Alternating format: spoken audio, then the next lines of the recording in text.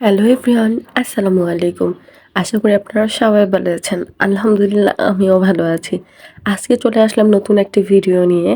আজকে খুব শর্ট একটা ভিডিও শেয়ার করব। আপনাদের সাথে আমি একটা রেসিপি শেয়ার করব। আর সন্ধ্যাবেলা আমরা কি করলাম এগুলোই আপনাদের সাথে শেয়ার করব।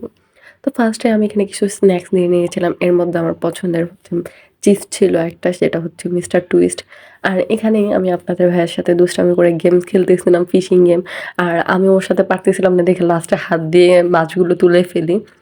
কারণ আর এই গেমটা কে ছোটবেলায় খেলছেন অবশ্যই আমাকে কমেন্ট করে জানাবেন। আমার অনেক পছন্দের একটা গেম ছিল। ছোটবেলায় অনেক বেশি খেলছি আমি আমার আপুর সাথে, আর এগুলা নিয়ে অনেক ঝগড়াও হইতো। মাছ কে কয়টা ধরবো? কেউ যদি আমার থেকে বেশি ধরে ফেলতো তাহলে আমার মনটা খারাপ হয়ে যেত। বলতাম আবার খেলতে হবে।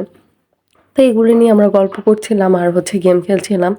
তো এই গেম খেলার পর আপনাদের সাথে একটা রেসিপি শেয়ার করব। সেটা হচ্ছে আজকে আমি খাসির মাংস রান্না করেছি। ওই ভিডিওটাই আপনাদের সাথে শেয়ার করব। এখানে আমি ১ কেজির মতো খাসির মাংস নিয়েছি আর ছোট করে কেটে ধুয়ে নিয়েছি। তারপর একটা কড়াইতে ফার্স্টে তেল গরম করে নিব।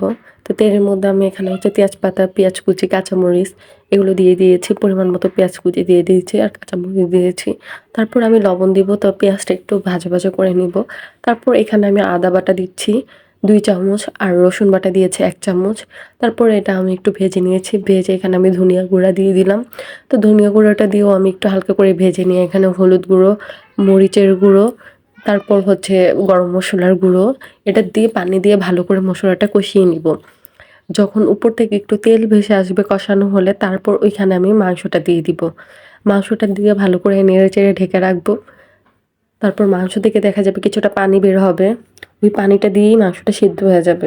এই খাসির মাংস বোনার রেসিপির ফুল ভিডিও করেছে অলরেডি আমার ইউটিউব চ্যানেলে আমি আপলোড করে রেখেছি। আমি ডেসক্রিপশনে লিঙ্ক দিয়ে দিব। ওইখান থেকে আপনারা চাইলে ভিডিওটা দেখে নিতে পারেন। তো আজকে আমার এই ছিল ভিডিও। আর পাশের চুলায় আমি ভাত বসিয়ে দিয়েছি। মাংস রান্না হতে ভাত হয়ে যাবে। আজকের ভিডিও ছিল এই পর্যন্তই। যদি ভালো লেগে থাকে অবশ্যই লাইক, কমেন্ট, শেয়ার করতে ভুলবেন না।